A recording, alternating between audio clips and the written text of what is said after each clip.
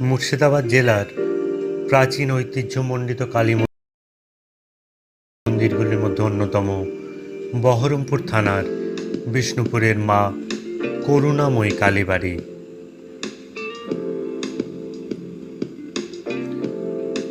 দেবীর বর্তমান মন্দিরটি লালগোলার রাজ পরিবার কর্তৃক নির্মিত।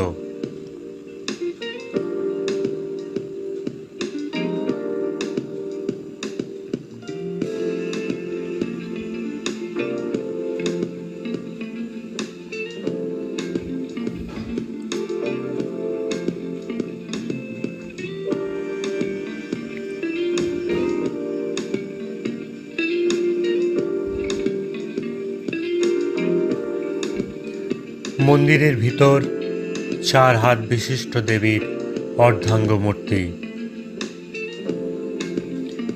এই করুণাময়ী কালী মন্দির প্রতিষ্ঠা সম্পর্কে অনেক জনশ্রুতি আছে।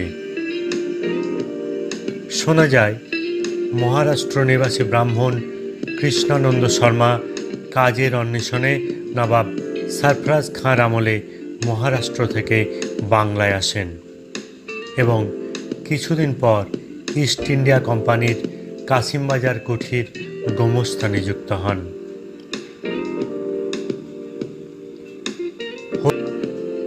কাশিমবাজার কুঠিতে যাওয়ার সময় পথকষ্টে তার 8 বছরের মেয়ে ক্লান্ত হয়ে পড়লে এক শাঁখারিকে বলেন তাকে বাড়ি পৌঁছে দিতে।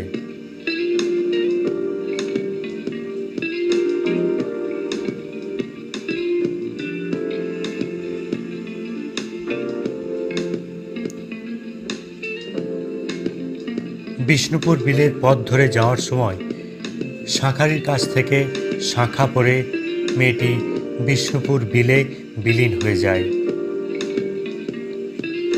সে কথা শুনে কৃষ্ণানন্দ হোতা বিলের কাছে এলে শাঁখা পড়া 2টি হাত তুলে ধরে মেয়েটি আবার ক্ষণিকের মধ্যে জলে বিলীন হয়ে যায়। স্বপ্নাদেশ পান কৃষ্ণানন্দ হোতা। প্রতিষ্ঠা হয় বিষ্ণুপুর কালীবাড়ি আর মায়ের নামকরণ হয় করুণাময়ী কালী।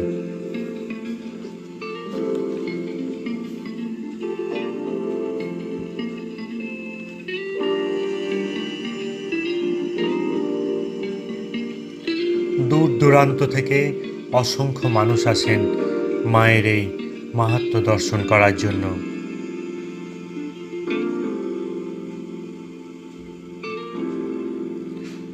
শনি মঙ্গলবার ছাড়াও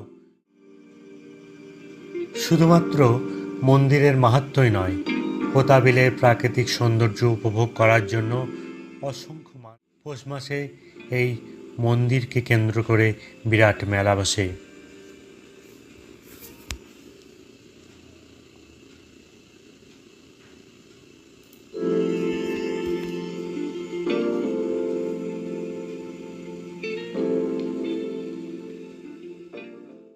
ঘুরে যেতে পারেন এই মন্দিরে আর উপভোগ করতে পারেন বিষ্ণুপুর বিলের প্রাকৃতিক সৌন্দর্য।